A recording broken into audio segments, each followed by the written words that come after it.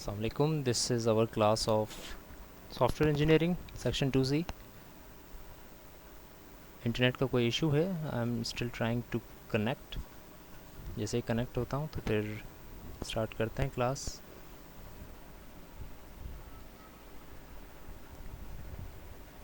Yes, I think connect हो गया हूँ मैं.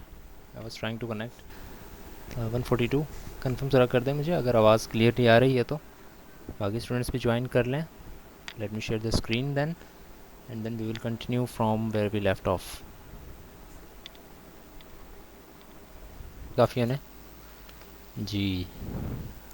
दो चार और स्टूडेंट्स ने भी ज्वाइन किया है. बाकी कहाँ हैं जी? आपकी क्लास में तो काफ़ी ज़्यादा स्टूडेंट्स हैं. अराउंड 39 स्टूडेंट्स आपकी क्लास में हैं और 10 भी पूरे नहीं आ रहे. क्या मसला हो गया? ये तो हमारी रेगुलर क्लास है. ऐसा भी नहीं है कि हमारी ये कोई सिर्फ मेकअप क्लास हो जिसमें आपका शेड्यूल स्ट्रक हो रहा हो कहीं पे. Anyways, this is our class of software engineering section 2C. अच्छा, आप लोगों को इन्फॉर्मेशन होगी, होपफुली आप लोगों ने देखा होगा कि देयर इज़ अ नोटिफिकेशन जो कि आ गया है आपकी यूनिवर्सिटी की तरफ से फॉर फिज़िकल क्लासेस.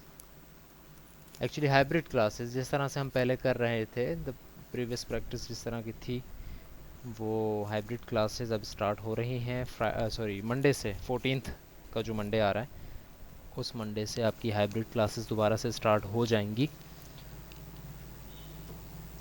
एक्चुअली जो अनाउंसमेंट है वो ये है कि फ़िज़िकल क्लासेस हैं, बट उसमें ये लिखा हुआ है, आपने भी अगर वो नोटिफिकेशन देखा हो तो उसमें ये लिखा हुआ है कि जो सेक्शंस जिनकी तादाद 30 स्टूडेंट से ज़्यादा की है वो हाइब्रिड मोड पे चलेंगे, यानी कि उनमें से हाफ हाफ आएंगे. अगर 35 स्टूडेंट्स हैं तो कितने बनते हैं? 17-18 पर सेक्शन आएंगे एंड बाकी विल बी ऑनलाइन. वो जो है वो इस क्लास अटेंड फिज़िकली नहीं करेंगे और अल्टरनेट वीक्स के ऊपर ये काम होगा. सो ये काम हम कर सकते हैं. सो आप लोगों की क्लासेस हाइब्रिड मोड के ऊपर शिफ्ट होंगी. मैंने भी अभी ये नोटिफिकेशन देखा और ये देखते ही काफ़ी मैनेजमेंट इश्यूज़ सामने आना शुरू हो गए हैं मेरे.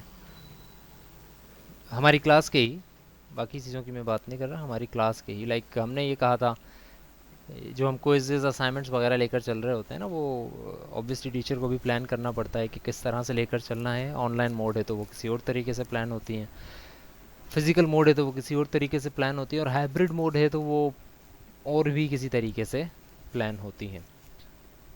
तो वो चीज़ें मैंने प्लान की हुई थी. आई वाज थिंकिंग कि शायद हम ऑनलाइन की तरफ ही जाएंगे, लेकिन अब पिछले हफ्ते से, यानी कि अभी ये जो वीकेंड आया था जब गवर्नमेंट ने ये अनाउंस किया कि आप फिज़िकल की तरफ जा सकते हैं, तब से मुझे ये ख्याल आया था कि अब चूँकि हमारी आखिरी क्लासेस भी शुरू होने वाली हैं. सबसे बड़ा इशू अब देखें ये हो गया हमारे लिए कि हमारी क्लासेस आखिरी आने वाली हैं और अब हम फिज़िकल या हाइब्रिड की तरफ जा रहे हैं. तो यानी कि हम जब हाइब्रिड की तरफ शिफ्ट होंगे तो आई थिंक हमारे पास सिर्फ 2 वीक्स रहेंगे, बाकी 2 या 3 वीक्स. तो वो जो 2 या 3 वीक्स होंगे उसमें हमने क्लासेस को भी फिनिश करना है. कुछ और अगर एक्सरसाइजेज या असाइनमेंट्स हैं उनको भी हमने फिनिश करना है. So anyways, I think it is a very good thing कि हम फिज़िकल की तरफ चले जाएंगे तो इट वुड बी हेल्पफुल हमारे लिए मैनेज करना सारी चीज़ें इन अ स्पेसिफिक टाइम. सो कुछ मैनेजमेंट से रिलेटेड चीज़ें मुझे जो आपको बतानी है उनमें ये है कि आपके क्विज़ेज़ दोनों हो चुके हैं. एक क्विज़ उन स्टूडेंट्स के लिए जिनका या तो क्विज़ 1 या क्विज़ 2 या इवन दोनों अगर मिस हो गए हैं, तो उनके लिए हम एक क्विज़ अरेंज करना चाह रहे हैं. वो आई थिंक हम या तो नेक्स्ट वीक, ये जो आ रहा है इसी वीक में, या इसके बाद किसी वीक में हम उसको प्लान करेंगे. ऑब्वियसली मैं आपको अनाउंस कर दूंगा उसके बारे में और वो स्टूडेंट्स आके वो क्विज़ दे सकेंगे. अदरवाइज़ हमारे क्विज़ेस कंप्लीटेड हैं. हमने 2 क्विज़ लेने थे और 2 क्विज़ेस आपको मिल भी चुके हैं ग्रेडेड, और वो हम ले भी चुके हैं. असाइनमेंट्स जो है वो असाइनमेंट 1 हमारी हो चुकी है. असाइनमेंट 2 आपकी पोस्टेड है. आप उसको देख भी सकते हैं, आप उसको एक्सेस भी कर सकते हैं. 10 दिन बाद उसकी जो है ड्यू डेट है असाइनमेंट 2 की. जिसको इन्फॉर्मेशन नहीं है वो इन्फॉर्मेशन अभी मैं आपको क्लास के थ्रू भी दे रहा हूँ. अदरवाइज़ मैंने सबको ईमेल भी की हुई है पहले से कि आपकी असाइनमेंट जो है वो असाइनमेंट 2 पोस्ट हो चुकी है. On your Teams as well as your Google drive. तो आप वो असाइनमेंट बनाकर सबमिट करवा रहे होंगे, both for the courses of discrete structures and for the course of software engineering as well. तो वो असाइनमेंट भी पोस्टेड है, आपने वो भी सबमिट करवानी है with in time. So hopefully हम जब नेक्स्ट वीक में फ़िज़िकल क्लासेस और हाइब्रिड क्लासेस की तरफ आएंगे तो उसमें काफ़ी चीज़ें होपफुली हमें आसानी हो जाए चीज़ों को मैनेज करना। कोई और इशू इससे रिलेटेड हो अगर तो बेशक आप मुझसे पूछ सकते हैं, हम उस पर बात कर सकते हैं। स्क्रीन में आपसे शेयर करता हूँ तो हम वहीं से अपने लेक्चर का आगाज़ करते हैं जहाँ से हमने छोड़ी थी बात। Let me share the screen, फिर हम इस बात को कंटिन्यू करते हैं।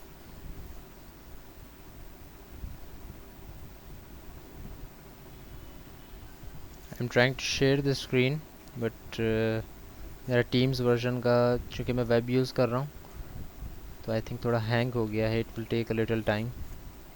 जैसे शेयर होती है मैं बात स्टार्ट करता हूँ। Alright, good. So let's start. हमने यहाँ पर बात छोड़ी थी, इससे प्रीवियस स्लाइड अगर मैं आपको दिखाऊँ तो यू विल अग्री कि हम यहाँ बात कर रहे थे कि हमने मेक द इंटरफेस कंसिस्टेंट। ये दो तीन रूल्स थे जिनके थ्रू हम जिनकी बात हम कर रहे थे। तो ये तीन रूल थे, golden rules: place the user in control, reduce the users memory load, make the interface consistent. और इसकी डिटेल में हमने बात की थी कि एक एक जुमले का एक्चुअली मतलब क्या है। Now user interface design models की हम बात स्टार्ट कर रहे हैं और बेसिकली हमने कहा था कि हम यहीं से बात स्टार्ट करेंगे। चार तरह के मॉडल्स बड़े हेल्पफुल रहते हैं जब आप किसी भी यूआई को डिज़ाइन करते हैं। तो एक है यूज़र मॉडल, एक है डिज़ाइन मॉडल, एक है मेंटल मॉडल और एक है इम्प्लीमेंटेशन मॉडल। कुछ फिज़िकल एग्जांपल्स देके या मेटाफॉर्स देके मैं आपको ये समझाने की कोशिश करूँगा कि ये चारों चीज़ें क्या हैं। सबसे पहली चीज़, यूज़र मॉडल। यूज़र मॉडल का मतलब ये है कि आपका यूज़र कौन होगा, आपको उसकी इन्फॉर्मेशन होनी चाहिए। Before designing the user interface you should know who the user is, who और what kind of your user is. Now अब किसी भी सॉफ्टवेयर के लिए मोर और लेस जो थोड़े से ज़्यादा ब्रॉड सॉफ्टवेयर्स होते हैं जो कि मुख्तलिफ़ तरह के लोग यूज़ करते हैं, उनके लिए ये आइडेंटिफाई करना काफ़ी मुश्किल हो जाता है कि हमारे यूज़र कौन है। ठीक है, कौन है से मुराद ये है कि उसका एज ग्रुप क्या होगा, वो किस वक्त हमारी एप्लीकेशन यूज़ कर रहा होगा, वो किस मकसद के लिए हमारी एप्लीकेशन यूज़ कर रहा होगा, वो किस वक्त उसको ज़्यादा नीड होगी हमारी एप्लीकेशन की, आया उसका एज ग्रुप क्या है, उसकी ऑक्यूपेशन क्या है, वो किस मुल्क से बिलोंग करता है, वो कौन सी लैंग्वेज बोलता है, क्या वो इंग्लिश समझ भी सकता है या नहीं समझ सकता। इस तरह की जो चीज़ें हैं ये एक्चुअली डिफ़ाइन करती हैं कि हमारा यूज़र एक्चुअली कौन है। अब मसला ये है कि हमें ये अंदाज़ा नहीं हो सकता कि हमारा एक्चुअली यूज़र कौन है। यानी एक बंदे को मैं पॉइंट आउट नहीं कर सकता कि this is the ideal user, ये है मेरा एक ideal user. There are some properties जो कि मिलकर एक यूज़र को बनाती हैं। तो लेट्स से अगर मैं आपको ये कहता हूँ कि एग्जांपल के तौर पे मैं कहता हूँ से एक्सेल। एक्सेल आपने यूज़ किया होगा कहीं ना कहीं या एटलीस्ट देखा होगा कि एक्सेल क्या है। Microsoft Excel is a software जो कि जिसके अंदर आप कैलकुलेशंस वगैरह कर सकते हैं, डाटा को मैनेज कर सकते हैं, उसकी कैलकुलेशन कर सकते हैं, उस डाटा को प्रोसेस कर सकते हैं कि भाई कितने स्टूडेंट्स हैं, जिस तरह आप गूगल शीट में देख रहे होते हैं या एक्सेल में आप ये देखते हैं चीज़। तो ये चीज़ें आपको थोड़ा बहुत अंदाज़ा होगा इसका। ना अगर मैं ये कहूँ कि भाई एक्सेल का यूज़र मॉडल क्या है, तो मैं आपको कुछ प्रॉपर्टीज़ गिनवा सकता हूँ जिसकी बेस पे आप कहेंगे कि यस कि एक्सेल का एक जो यूज़र है उसके अंदर ये प्रॉपर्टीज़ होती हैं। Usually it's not a hard and fast rule कि यही प्रॉपर्टीज़ होंगी, बट यूजुअली उसमें ये प्रॉपर्टीज़ पाई जाती हैं। जैसे कि एक्सेल के यूज़र वो लोग होते हैं जिनको डाटा सेव करके रखना हो। या एक एग्जांपल के तौर पे मैं ये कहता हूँ कि एक्सेल के जो यूज़र्स हैं उनमें ज़्यादातर users below the age of 70 years हैं। 70 साल से कम उम्र के लोग हैं जो कि एक्सेल को यूज़ करते हैं। Is that right? I think it's right कि एजड लोग इतने ज़्यादा एक्सेल को यूज़ नहीं करते। अब इसकी बहुत सारी वजूहत हो सकती हैं। उसकी एक वजह ये हो सकती है कि उनको नीड नहीं है, एक वजह ये हो सकती है कि वो चला नहीं सकते। उनको कंप्यूटर चलाना नहीं आता, एक्सेल चलाना अगर आता भी है तो उनको शॉर्टकट्स वगैरह चलाने नहीं आते, और उनको नीड भी नहीं है because most of those people are retired and they are not working in any office, तो उनको नीड भी नहीं होती इस तरह के डाटा को रखने की। दूसरी प्रॉपर्टी इसी तरह से मैं सोच के भी बताता हूँ आपको कि भाई एक्सेल को यूज़ करने वाले ज़्यादातर लोग ऑफिस वर्कर्स हैं, स्टूडेंट्स बहुत कम हैं, ऑफिस वर्कर्स ज़्यादा हैं, क्योंकि ऑफिस के अंदर मुख्तलिफ़ तरह का डेटा को आपको सेव करके और प्रोसेस करके और नोट शीट्स बनाकर आपको भेजनी होती। सो स्टूडेंट्स एक्सेल शीट को इतना ज़्यादा इस्तेमाल नहीं करते, स्पेशली कंप्यूटर साइंस के स्टूडेंट्स या ऐसे स्टूडेंट्स जिनको जिनको दूसरे डेटा बेसिस समझाए जा रहे होते हैं।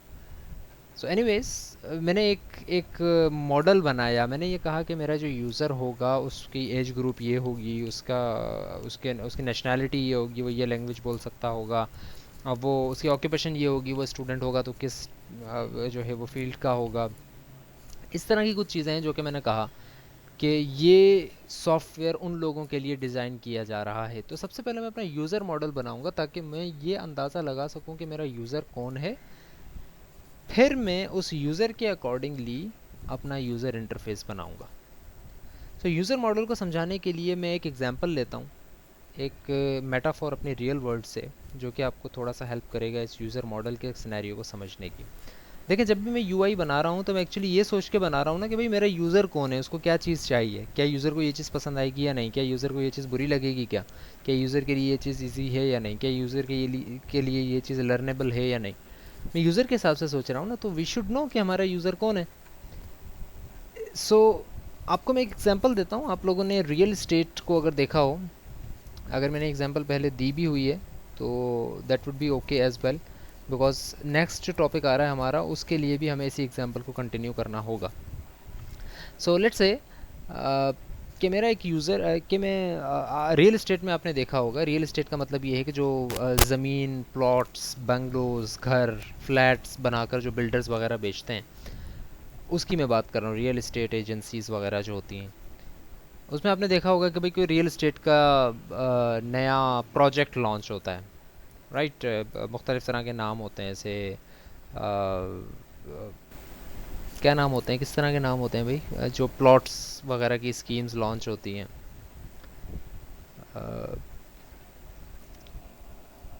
कोई सी थी, मेरे जहन में कोई क्यों नहीं आ रही। देर आर मिलियंस, उनके उनमें एड्रेसेस देख रहे होते हैं हम अखबारों में, फेसबुक पे, मुख्तलिफ़ तरह की जगहों पे।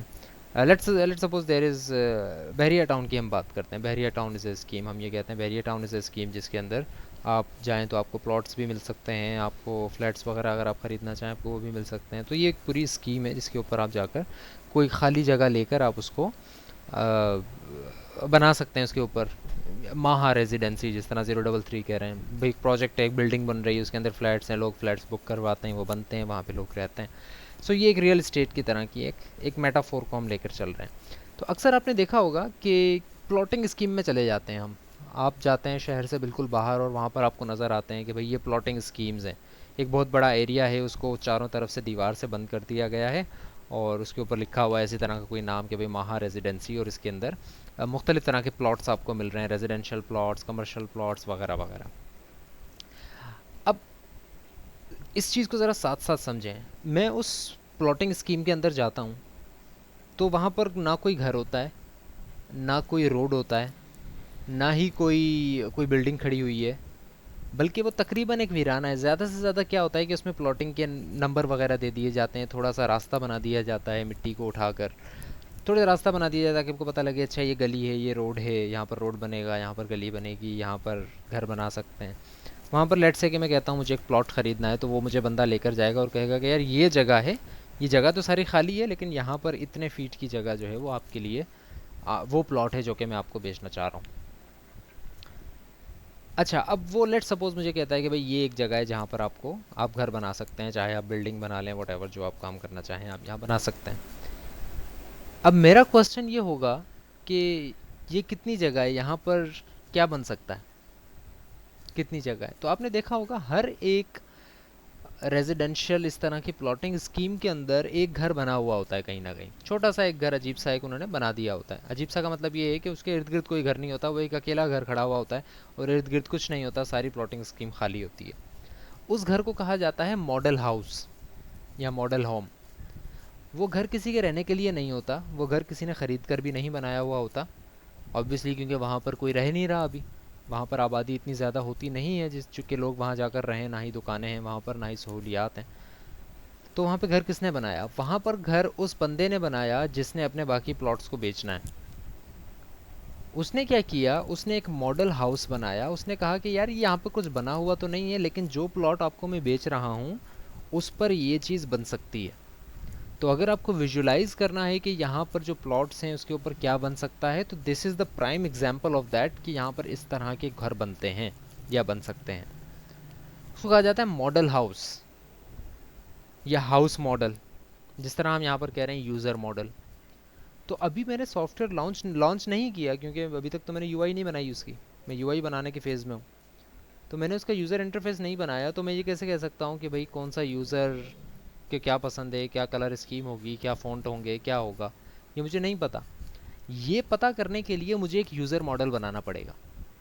अगर मैं चला जाऊँ और मुझे खाली प्लॉट नज़र आए तो मुझे अंदाज़ा नहीं होगा कि यहाँ पर क्या बन सकता है, क्या नहीं बन सकता। आपकी हवा का रुख को देखते हुए, रोड रास्तों को देखते हुए मैं यहाँ पर क्या बना सकता हूँ, क्या नहीं बना सकता। तो मेरा यूज़र क्या है, अगर मुझे ये नहीं पता उसके पास क्या क्वालिटीज़ हैं, तो फिर मैं अपनी यूआई को उतना अच्छा डिज़ाइन नहीं कर सकता। या उसमें और भी अच्छी चीज़ें आ सकती हैं, लेकिन मैं वो नहीं कर पाता। तो सबसे पहले मैं क्या काम करूँगा, मैं एक यूज़र मॉडल बनाऊँगा। मुझे ये नहीं पता मेरा यूज़र कौन है अभी, क्योंकि अभी मैंने अपने सॉफ्टवेयर को लॉन्च नहीं किया। There is no user of my software, but I should know कि मेरे यूज़र का मॉडल क्या है, क्या कौन एक आइडियल यूज़र होगा मेरा, जिसको जिस तरह से आपने भाई कि ये घर बनता है यहाँ पे इस तरह का बन सकता है, इसमें इतने कमरे बन सकते हैं, ये एक इसको इसकी जगह को बहुत अच्छी तरह से ऑक्यूपाई किया गया है। इसी तरह से यूज़र मॉडल में एक बनाऊंगा जिसके अंदर ये लिखा होगा कि भाई यूज़र किस तरह का होगा मेरा, उसको देखते हुए मैं अपनी यूआई को अच्छा डिज़ाइन कर सकता हूँ। तो ये एक मॉडल, यूज़र मॉडल, यानी कि एक ऐसा आइडियल यूज़र की प्रॉपर्टीज़ लिखूँगा मैं जिससे मुझे ये अंदाज़ा हो कि भाई ये वो यूज़र है जिसकी नीड्स या जिसकी वांट्स वगैरह को देखते हुए मैंने एक अपनी यूआई को डिज़ाइन करना है। Now the next one is design model. Design model is a design realisation of the user model. यानी कि एक्चुअली ये आपके सॉफ्टवेयर का डिज़ाइन होता है कि भाई ये सॉफ्टवेयर ऐसे काम करेगा, ये इसका मैं डिज़ाइन लेकर जा रहा हूँ। वो ऑन पेपर होता है, ठीक है। आपने पिक्चर्स बना दी और आपने कहा कि भाई ये इसकी स्क्रीन होगी और ये इसकी इनर स्क्रीन होगी, ये इसकी बैक एंड होगा, इसके बटन की हाईलाइट इस तरह से करेगा, इसका लुक एंड फील इस तरह का होगा, ये सारी चीज़ें आप उसमें लिखते हैं। ये एक डिज़ाइन होता है, यानी कि ये एक ऐसी चीज़ होती है जो कि एक्चुअली आपको नज़र नहीं आती कि सॉफ्टवेयर बन चुका है, बल्कि आपकी एक रिटन एक चीज़ होती है कि भाई इसमें इतने बटन्स होंगे, इसके अंदर इतने मेन्यू होंगे। इसके अंदर मैं मेन्यू में चेक लिस्ट को यूज़ नहीं करूँगा बल्कि इस चीज़ को यूज़ करूँगा, ये चीज़ यूज़ नहीं होगी बल्कि इस चीज़ को यूज़ करूँगा। फाइल के साथ एडिट का बटन नहीं रखूँगा, व्यू का बटन रखूँगा। प्रिंट के बटन के लिए मैं कंट्रोल पी नहीं रखूँगा, मैं कोई और बटन रखूँगा। ये कुछ छोटी छोटी चीज़ें अगर आपने चेंज की हैं तो ये छोटी छोटी चीज़ें आप उसमें लिखते हैं कि भाई ये डिज़ाइन होगा मेरे सॉफ्टवेयर का। अगली जो दो चीज़ें हैं वो बड़ी इंटरेस्टिंग है। सबसे पहली चीज़ है implementation model, sorry mental model. Mental model का मतलब ये है, इस बात को गौर से समझना, मेंटल मॉडल का मतलब ये है कि वो वही डिज़ाइन मॉडल कि भाई आपने कहा ना कि सॉफ्टवेयर ऐसे ऐसे बनेगा, वही चीज़ आप दोबारा बता दें, ये आपका मेंटल मॉडल हो जाएगा। लेकिन अब मेंटल मॉडल क्या होता है? मेंटल मॉडल या ये होता है कि वही डिज़ाइन, लेकिन now from the perspective of the user, कि यूज़र ने क्या सोचा है कि आपका सॉफ्टवेयर कैसा होगा, यूज़र की क्या सोच है, उसके मुताबिक क्या डिज़ाइन बनता है वो आप सोचें।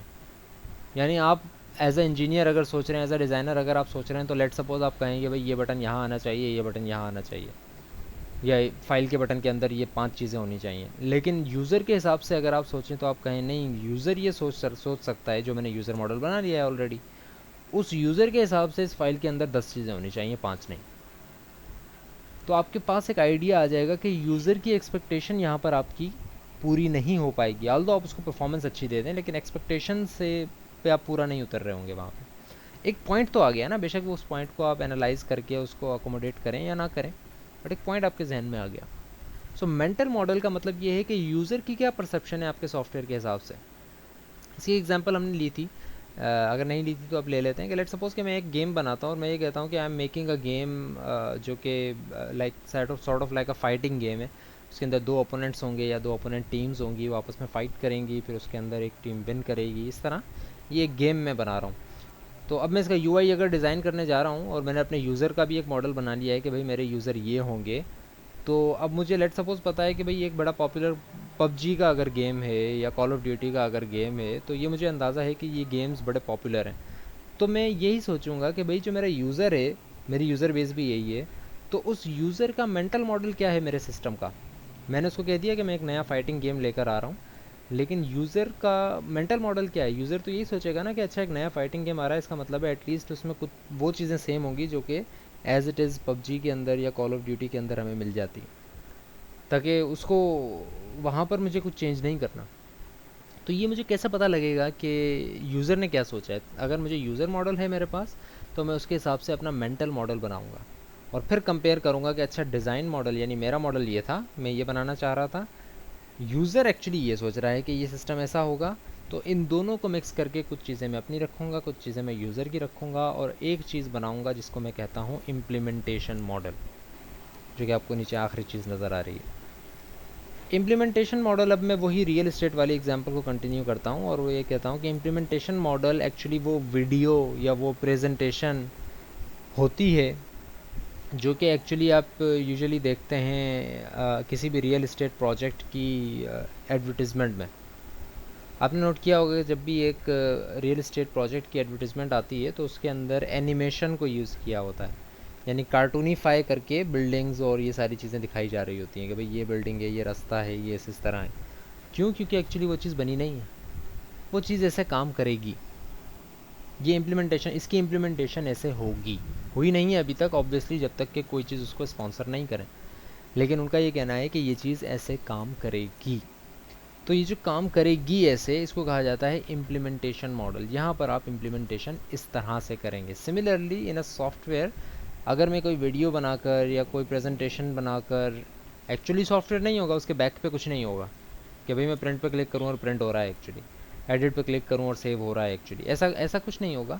लेकिन एटलीस्ट वो बटन्स, वो फील, वो लुक एंड फील कि भाई बटन पे क्लिक होगा तो क्या होगा, इस बटन को शो किस तरह से करवा रहा हूँ, अगर मैं इस डायलॉग बॉक्स पे क्लिक करता हूँ तो कौन से डायलॉग बॉक्स पे चला जाऊँगा मैं, कौन सा डायलॉग बॉक्स खुलेगा, कौन सी विंडो खुल जाएगी, वगैरह वगैरह। ये सारी चीज़ें एज इट इज़ काम करते हुए मुझे एनिमेट करके दिखानी है अपने यूज़र को या अपने सीटीओ को, अपने प्रोजेक्ट मैनेजर को, कि भाई ये मेरा इम्प्लीमेंटेशन मॉडल है, आपका सॉफ्टवेयर ऐसे बनेगा। अब मैं इसकी यूआई डिज़ाइन कर रहा हूँ और फिर उसको लिंक करेंगे हम और आपका सॉफ्टवेयर ऐसे बन जाएगा। बना नहीं है अभी। So you have just made an implementation model. इस डिज़ाइन प्रोसेस को देखें, ये यूआई का डिज़ाइन प्रोसेस है। यूआई के डिज़ाइन को कैसे बनाते हैं आप, तो भाई ये 4 प्रोसेस, 4 फेजेज़ होते हैं उसके, 1 2 3 4, और ये 4 फेजेज़ से आप इस पूरे कोर्स के अंदर बिल्कुल अच्छी तरह से मानूस हो चुके होंगे। वो वही फेजेज़ हैं कि भाई एनालिसिस होगा, डिज़ाइन होगा, इम्प्लीमेंटेशन होगा और फिर टेस्टिंग होगी। ठीक है, नाम वही है, नाम थोड़े से डिफरेंट है। इंटरफेस का एनालिसिस एंड मॉडलिंग होगी, जिसको हम रिक्वायरमेंट एनालिसिस या रिक्वायरमेंट मॉडलिंग कहते हैं। डिज़ाइन होगा, जिसको हम सिर्फ डिज़ाइन कहते हैं। अब यहाँ पर सिर्फ इंटरफेस डिज़ाइन हम कर रहे हैं। इंटरफेस कंस्ट्रक्शन होगी, जिसको हम इम्प्लीमेंटेशन कहते हैं यूजुअली, कि भाई इंटरफेस को हम इम्प्लीमेंट कर रहे हैं। एंड देन इंटरफेस वैलिडेशन होगी, जिसको हम कहते हैं कि भाई इंटरफेस को हमने टेस्ट करना है, वैलिडेट करना है, वेरीफाई करना है कि सही काम कर रहा है या नहीं, तो वो टेस्टिंग होगी। तो ये काम एक स्पायरल में चलता जाएगा जब तक कि आपकी यूआई कंप्लीट नहीं हो जाती।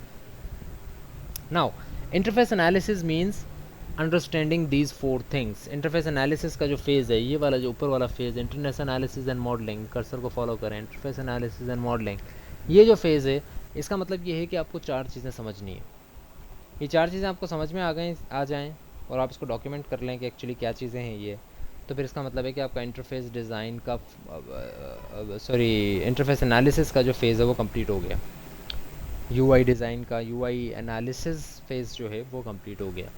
सबसे पहली चीज़ हमें क्या समझनी है, हमने सबसे पहली चीज़ ये समझनी है कि जो एंड यूज़र हैं वो कौन हैं। एंड यूज़र का मतलब है कि जो कि आखिर में जाकर हमारे सिस्टम को यूज़ करेंगे, यानी प्रोजेक्ट मैनेजर नहीं, टेस्टर नहीं, सपोर्ट ग्रुप नहीं, बल्कि एक्चुअली जो हमारे प्रोडक्ट को यूज़ करेगा बंदा, उसका किसी हमारी कंपनी के डेवलपमेंट से लिंक नहीं होगा कि भाई चूँकि हम टेस्ट कर रहे हैं तो उससे यूज़ करवा कर हम चेक करवा रहे हैं, इसमें मसले क्या हैं, नहीं, वो नहीं। एंड यूज़र जो कि एक्चुअली यूज़ करेगा आपके सॉफ्टवेयर को, उसका वो कौन होगा, उसका मॉडल क्या है, उसके अंदर क्या प्रॉपर्टीज़ होंगी, उसको हमें समझना है, अंडरस्टैंड करना है।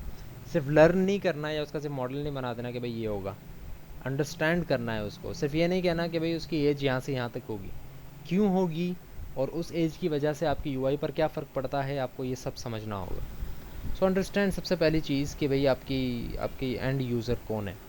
Second thing, the task that end user must perform to do their work, वो आपका सॉफ्टवेयर यूज़ क्यों कर रहा होगा, वो किसी और सॉफ्टवेयर के पास क्यों नहीं गया होगा, वो उसने किसी और सॉफ्टवेयर को यूज़ क्यों नहीं किया होगा, वो आपके सॉफ्टवेयर की तरफ क्यों आ रहा है, क्या ऐसा काम है जो कि आप उसको अलाउ कर रहे हैं, प्रोवाइड कर रहे हैं।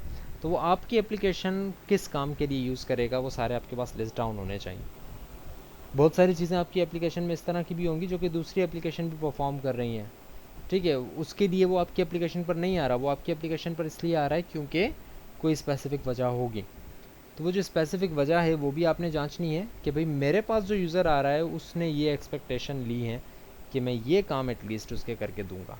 तो वो आपने एडवांस में अंडरस्टैंड करना है कि भाई किस काम के लिए यूज़र मेरी एप्लीकेशन को यूज़ करेगा। The content that is presented as part of the interface, interface में क्या कंटेंट मुझे देना है ये भी मुझे अंडरस्टैंड करना होगा कि भाई आपका आपका सॉफ्टवेयर 1000 चीज़ें कर सकता है, लेकिन क्या उन 1000 चीज़ों के लिए 1000 बटन्स मैं अपने इंटरफेस में दे दूँ। प्रॉबेबली आप कहेंगे नहीं, 1000 काम बेशक कर सकता है, लेकिन मुझे जो बटन्स देने हैं, जो चॉइसेस देनी है यूज़र को, वो सिर्फ 100 कामों के लिए देनी है, 1000 के लिए नहीं, अनलेस वो बहुत आगे बढ़ जाए मेरे सॉफ्टवेयर के अंदर और वो उन चीज़ों को एक्सप्लोर करना शुरू हो जाए, राइट। सो वो हमने यूज़र को नहीं देनी। जिस तरह से आपने देखा होगा कि भाई वर्ड डॉक्यूमेंट जो है या MS वर्ड जो है, मॉड्स की चले हम बात कर लेते हैं। अगर आप लोगों में से स्टूडेंट्स गेम्स खेलते हैं तो मॉड्स की बात करते हैं। मॉड्स या मॉडिफिकेशन करने वाले जो लोग होते हैं या modification of a software exist करती हैं। आपने देखा होगा कि इंटरफेस को चेंज भी किया जा सकता है। आप कोई गेम खेल रहे हैं, उसके अंदर एज अगर उस गेम के अंदर हैं आप, तो प्लेयर कोई है, लेट्स से उस प्लेयर ने एक कैप पहनी हुई है, उस कैप के कलर्स 2 अवेलेबल हैं, ब्लू और ब्लैक, इसके अलावा कोई कलर उसका नहीं हो सकता। आपने देखा होगा अक्सर गेम्स में इस तरह होता है कि भाई वो आप नहीं हो सकता उसके अलावा दूसरा कलर। आपके जहन में ख्याल आता है कि यार ऐसा होना चाहिए कि इसकी कैप ऐसे नहीं बल्कि टेढ़ी होके पहन ले, ये कैरेक्टर वही कैप पहने, कलर वही रहे और टेढ़ी होके पहन ले, और उसका कलर भी एक ऐसा हो जाए जो कि अवेलेबल नहीं है। उसके लिए मॉडिफिकेशंस अवेलेबल होती हैं। आप इंटरनेट पर जाएं, आपको मॉडिफिकेशंस अवेलेबल होंगी, आप वो डाउनलोड करें, उनको इंस्टॉल करें। तो अब एक्चुअली गेम के अंदर वो चीज़ अवेलेबल नहीं थी, लेकिन मॉडिफिकेशन में वो चीज़ अवेलेबल है। मॉडिफिकेशन का मतलब है कि लोगों ने खुद वो उस सॉफ्टवेयर को थोड़ा सा चेंज करके उसके कोड में गए, सॉफ्टवेयर में उसको चेंज किया और आपको वो चीज़ अवेलेबल हो गई। अब देखें, गेम ने वो चीज़ एक्चुअली अवेलेबल नहीं की थी। क्यों नहीं की थी? क्योंकि उन्हें लगता है कि उनका जो यूज़र है उसको इस चीज़ की ज़रूरत नहीं है, लेकिन जिसको ज़रूरत है वो मॉडिफाई कर सकता है या मॉडिफिकेशन हासिल कर सकता है, राइट। सो ये जो मॉडिफिकेशंस होती हैं ये इसलिए होती हैं क्योंकि हर एक चीज़ को, हर एक चॉइस को सॉफ्टवेयर इंजीनियर्स या यूआई डिज़ाइनर्स आपकी स्क्रीन पर नहीं दे सकते। उन्हें लिमिट करना पड़ता है, उन्हें सोचना पड़ता है कि यार मैं अगर सारी चीज़ें देना शुरू हो जाऊंगा तो फिर ये इंस्टॉलेशन करके पूरी पूरी इसकी हार्ड डिस्क जो है वो मेरे सॉफ्टवेयर में ही चली जाएगी, लैग होना शुरू हो जाएगा और फिर वो कहेगा मेरा सॉफ्टवेयर अच्छा नहीं है। तो इसलिए उनको लिमिट होना पड़ता है कि ठीक है यार ये काम सही करे, लेकिन इसमें यहाँ पर ये चीज़ मैं लिमिट कर देता हूँ, ये चीज़ लिमिट कर देता हूँ, ये चीज़ लिमिट कर देता हूँ, जिसकी वजह से आपको अवेलेबल हो जाती हैं वो चीज़ें, लेकिन वो इंटरफेस का पार्ट नहीं होती, वो मुख्तलिफ दूसरे तरीक़ों से आप उसको पार्ट बना सकते हैं। हैक करके, I think it's not the correct word कि हैक करके कर लेते हैं। ज़्यादातर गेम्स इस तरह हैं कि जो ओपन सोर्स होते हैं, उनके सोर्स अवेलेबल होते हैं और उनको फिर मॉडिफाई करके अक्सर तो कंपनीज़ खुद भी बेच देती हैं उस चीज़ को या ओपन सोर्स रख देती हैं। बट यूजुअली ऐसा होता है कि वो मॉड्स जो होते हैं वो उस चीज़ को वो ओपन सोर्स, अब हम आएंगे इम्प्लीमेंटेशन के ऊपर तो उस ओपन सोर्स के ऊपर भी बात करेंगे कि ओपन सोर्स ऐसे सॉफ्टवेयर्स होते हैं जो कि जिनका कोड अवेलेबल होता है, यानी कि अगर आपको उसमें गलती नज़र आती है, कुछ चेंज करना चाहते हैं आप, तो आप चेंज करके भी उसको यूज़ कर सकते हैं, there is no harm in that. But you are right, आजकल हैकिंग की तरफ भी ये चीज़ जा रही है क्योंकि जो सॉफ्टवेयर कंपनीज़ हैं उन्होंने काफ़ी लिमिट कर दिया है इस चीज़ को, ओपन सोर्स को। ज़्यादातर सॉफ्टवेयर कंपनीज़, स्पेशली गेम्स की जो सॉफ्टवेयर कंपनीज़ हैं, वो अपने कोड को जो है ओपन सोर्स नहीं रखती, जिसकी वजह से फिर हैकिंग बीच में आ जाती है और जो मॉडिफिकेटर्स होते हैं वो हैक करके उस मॉड को, उस गेम को जो है वो मॉडिफाई करते हैं। सो वो भी इसका एक पार्ट है। ओपन सोर्स गेम में बहुत कम है। यस यू आर राइट 033 कि ओपन सोर्स गेम में बहुत कम हो जाती हैं। सॉफ्टवेयर्स में, मुख्तलिफ तरह के दूसरे सॉफ्टवेयर्स में आपको यूजुअली मिल जाती हैं, बट देर आर गेम्स जो कि ओपन सोर्स होती हैं, स्पेशली एंड्रॉयड की काफ़ी इस तरह की गेम्स हैं। I am not talking about the big games like PUBG और इस तरह की जो कॉल ऑफ ड्यूटी की गेम्स हैं, they are not open source in my opinion, जब जितनी मुझे इन्फॉर्मेशन है।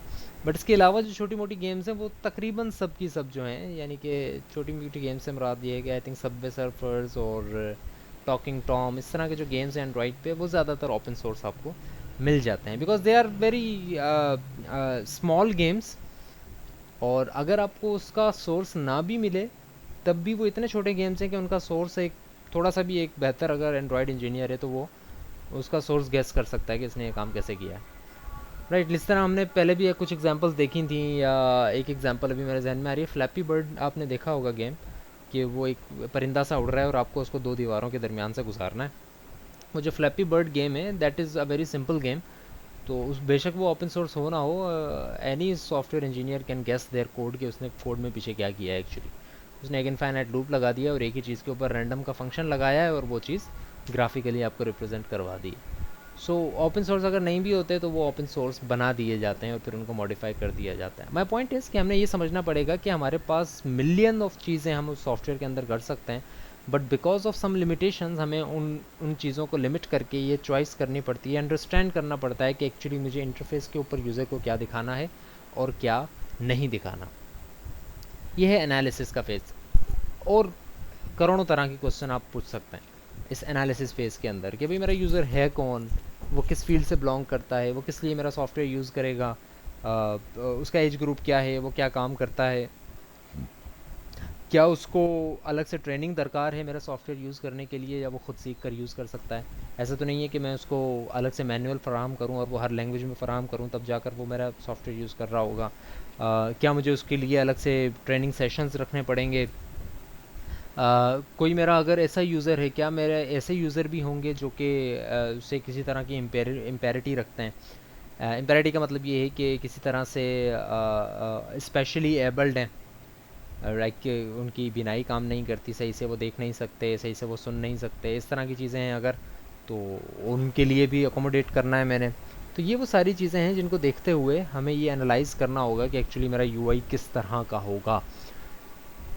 तमाम सॉफ्टवेयर्स, थोड़े से भी अगर बड़े सॉफ्टवेयर्स हैं, बड़े सॉफ्टवेयर्स का मतलब ये है कि अगर ऐसा सॉफ्टवेयर नहीं है जो कि सिर्फ एक स्कूल के लिए बनाया गया है या एक हॉस्पिटल के लिए बनाया गया है, पब्लिकली अगर कोई सॉफ्टवेयर्स अवेलेबल हैं तो उनके पास, उनके वो हमेशा एक रूल को फॉलो करते हैं कि उनका यूज़र इंटरफेस एक्सेसिबल हो हर तरह के लोगों से। Excuse me.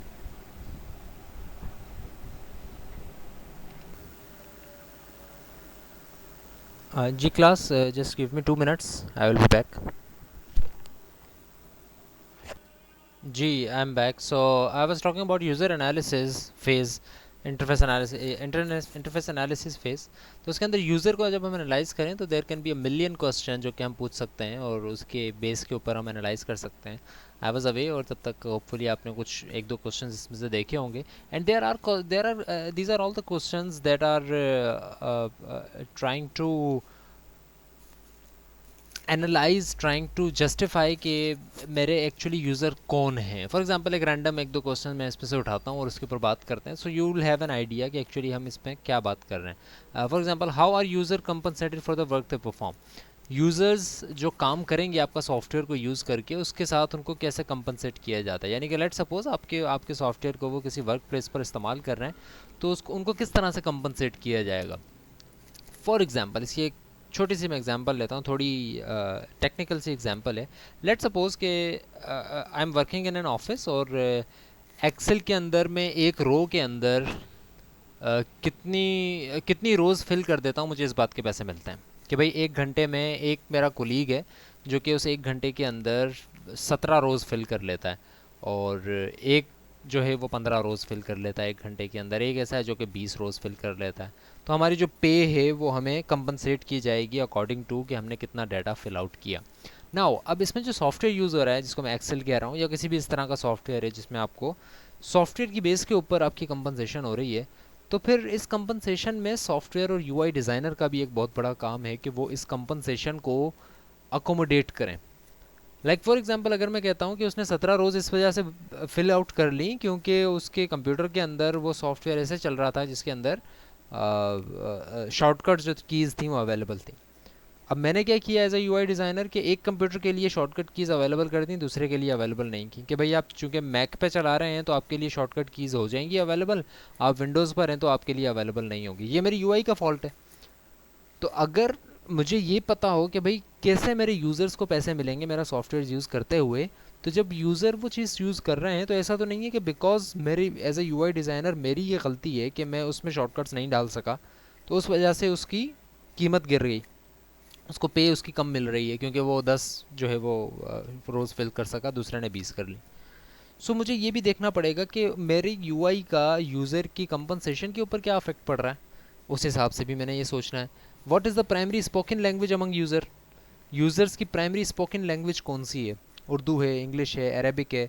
And you are seeing specially in this international phase of internet जिसके अंदर सॉफ्टवेयर्स वेब एप्लीकेशंस बन गए हैं, तो आप वेबसाइट्स के अंदर अक्सर ये देखते हैं कि वेबसाइट्स आपको तमाम लैंग्वेजेस फराहम करती हैं कि भाई गूगल उर्दू यूज़ करें, फेसबुक उर्दू यूज़ करें, और उसके अंदर आपने देखा होगा कि उसका लेआउट भी चेंज हो जाता है। ना सिर्फ उसकी लैंग्वेज चेंज होती है बल्कि उसका लेआउट भी चेंज हो जाता है। यानी अगर आप फेसबुक उर्दू चलाएं, आई थिंक ऐसा ही होता है कि फेसबुक उर्दू अगर आप चलाएं तो अगर आपकी प्रोफाइल पिक्चर इंग्लिश में लेफ्ट हैंड साइड पर आती है तो उर्दू में राइट हैंड साइड पर आना शुरू हो जाएगी, because Urdu is a language which is written right to left and English is a language written from left to right.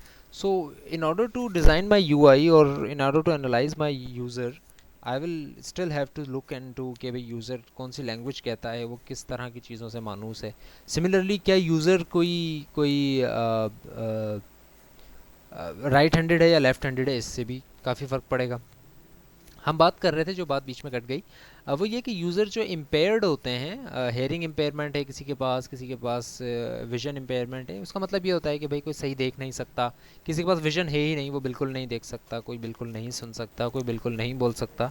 And you will be, I think you know that कि उस तरह के user भी यूज़ कर रहे होते हैं हर तरह के सॉफ्टवेयर को। लाइक अगर आप फेसबुक की एग्जांपल लेते हैं तो फेसबुक का वर्जन एग्जिस्ट करते हैं, इस तरह के फेसबुक के वर्जन एग्जिस्ट करते हैं जो कि specifically design for those people who can not read properly, who can not look properly.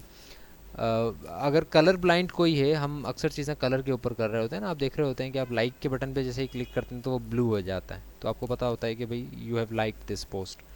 But for example what is, for example कि उस वो जो पोस्ट है या वो जो यूज़र है वो कलर ब्लाइंड है, उसको कलर्स नज़र नहीं आ रहे।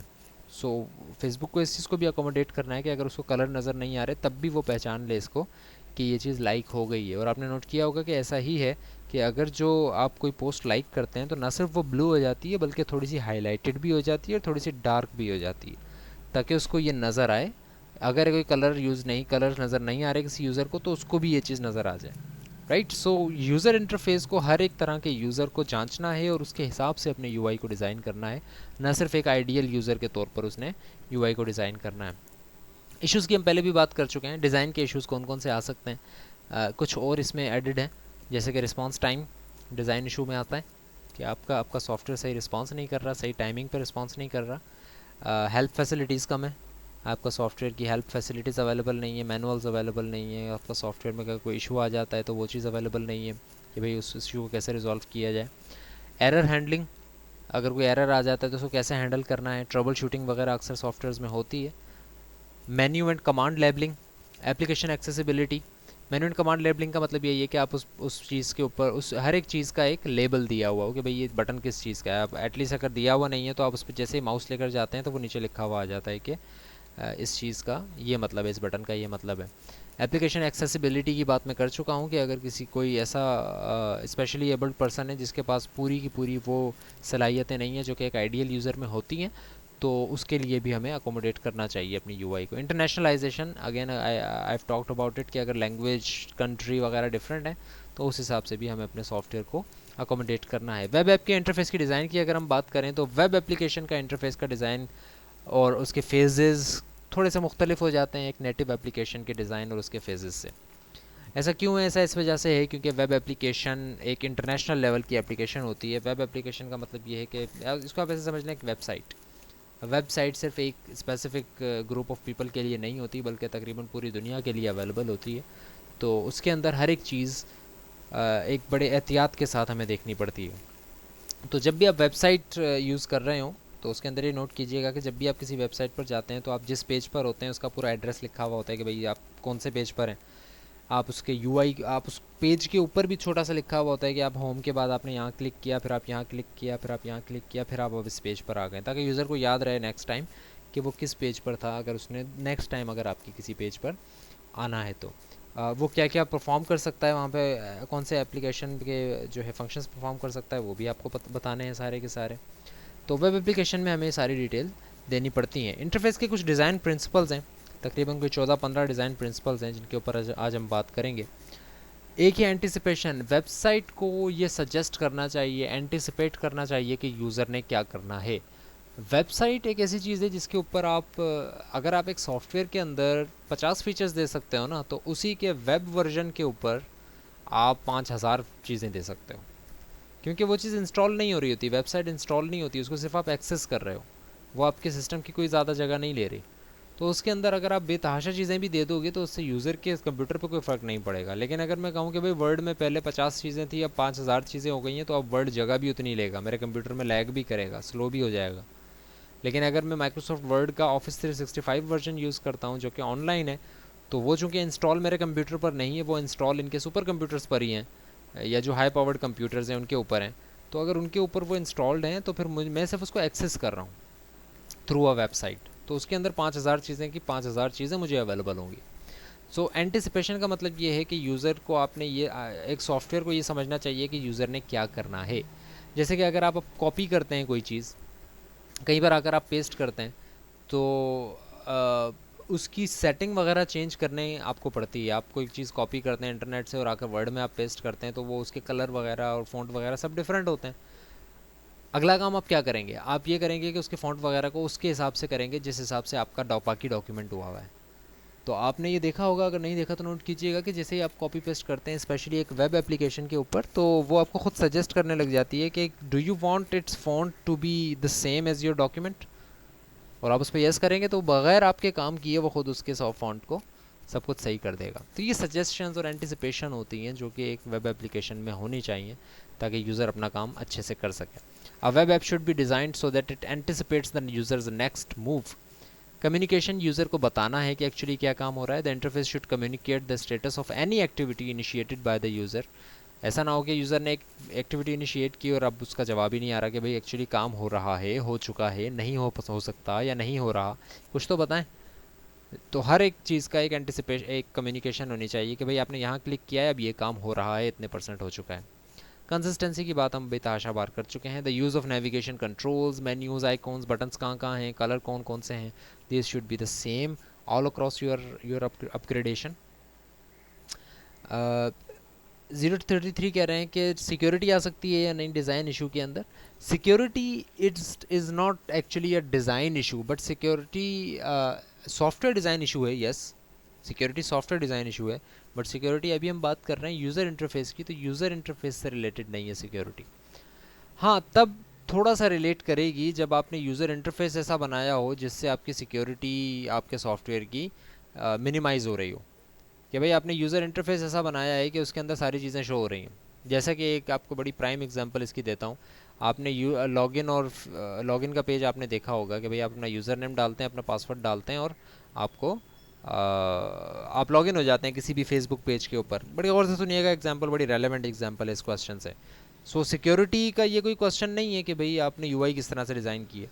तो अगर आप अपनी ईमेल डालते हैं या यूज़र नेम डालते हैं और आप पासवर्ड गलत डाल देते हैं, तो आपको क्या कहता है कि भाई आपका पासवर्ड गलत है। अगर आपका यूज़र नेम ही गलत होता है तो वो कह देता है कि भाई इस यूज़र नेम से कोई आईडी रजिस्टर्ड नहीं है। लेट सपोज ऐसा हो कि आपने अपना यूज़र नेम लिखा और आपने पासवर्ड लिखा, और बजाय इसके कि वो आपको ये पासवर्ड बताए कि ये पासवर्ड गलत है, वो आपको ये कह दे कि भाई आपका पासवर्ड गलत है, इसमें ओ की जगह आर आएगा। अब ये एक सिक्योरिटी इशू हो गया। हालांकि ये डिज़ाइन इशू इतना ज़्यादा नहीं है, डिज़ाइन के तौर पे तो वो सही बता रहा है, ठीक है कि आपने गलत चीज़ लगाई है और इसका सही सही वर्जन ये। लेकिन अब ये एक सिक्योरिटी इशू है, क्योंकि वो अगर आप गलत पासवर्ड डाल देते हो तो वो आपको सजेस्ट कर रहा है कि भाई गलत पासवर्ड है और सही पासवर्ड ये है, आप ये लगाएं। राइट। सो ये एक सिक्योरिटी कंसर्न हो सकता है depending on some specific examples, otherwise user interface is not something जो कि स्पेसिफिकली हम सिक्योरिटी की फील्ड के अंदर डिस्कस करें। कंट्रोल्ड ऑटोनॉमी की बात करते हैं। The interface should facilitate user movement throughout the web application, but it should do so in a manner that enforces navigation conventions that have been established for the application. Navigation, अगर कोई user किसी button पर click करके किसी दूसरे page पर आ गया है तो ही शुड नो कि मैं अब किस पेज पर हूँ, और इससे बैक जाऊँ तो कहाँ जाऊँगा। और उसी तरह से आपकी बटन्स वगैरह और इस तरह की सारी चीज़ें, आपके मेन्यू वगैरह इसी तरह डिज़ाइन होने चाहिए जिसकी कन्वेंशन पहले से फॉलो कर दी गई हैं। फाइल के मेन्यू में क्या क्या होगा वो पहले से फॉलो है ऑलरेडी, हर तरह की एप्लीकेशन में आपने भी वही फॉलो करना है। Efficiency, obviously the design of the web application and its interface should optimise the users work efficiency, not the efficiency of the web engineer who designs and builds. बड़ा important point, और ये as a software engineer शायद हमें नज़र ना आए अगर हम यूआई डिज़ाइनर और यूज़र के नज़रों से ना देखें। बड़ा इंपॉर्टेंट पॉइंट है और गौर से सुनिएगा। वो ये है कि लेट सपोज मैं ये कहता हूँ कि भाई मैं सॉफ्टवेयर इंजीनियर हूँ, और अगर मैं डिलीट और पेस्ट के बटन को एक साथ रख देता हूँ तो इससे मुझे फ़ायदा ये होगा कि ये दोनों एक ही फाइल में कोड हो रही हैं, यानी कि जो मैंने कोड लिखा है डिलीट का और पेस्ट का वो एक ही फाइल में लिखा हुआ है। तो अगर मैं डिलीट और पेस्ट के बटन को बिल्कुल एक साथ रख दूंगा तो इससे फ़ायदा मुझे ये होगा कि आपकी एप्लीकेशन फास्ट हो जाएगी। क्यों फास्ट हो जाएगी? क्योंकि वो बटन भी करीब हैं और वो एक ही फाइल से एक्सेस हो रहे होंगे, इस वजह से उसको ज़्यादा टाइम नहीं लगेगा, चाहे आप पेस्ट करें चाहे आप डिलीट करें, बहुत जल्दी हो जाएगा आपका काम। लेकिन अब यहाँ पर जल्दी काम हो जाएगा, ठीक है, और मैं काम अपना आसान कर रहा हूँ, जो कि एक सॉफ्टवेयर इंजीनियर है, मुझे दूसरी फाइल ना बनानी पड़े और उसके साथ कनेक्ट ना करना पड़े अपने यूज़र इंटरफेस को, मैं अपना काम आसान कर रहा हूँ। लेकिन एक वेब एप्लीकेशन ने ये नहीं देखना, या किसी भी सॉफ्टवेयर ने ये नहीं देखना कि वो काम आपका आसान हो जाए सॉफ्टवेयर बनाने में, आपने ये देखना है कि वो काम यूज़र का आसान हो जाए सॉफ्टवेयर को यूज़ करने में। तो बेशक आपको दूसरी फाइल बनानी पड़े, आपको पूरा एक दिन और लग जाए कि आप दूसरी फाइल बनाएं, उसके अंदर पेस्ट का कोड अलग अलग लिखें और उसको फिर अलग से कनेक्ट करें अपने यूआई से, दैट इज़ योर कंसर्न, ये आपने करना है।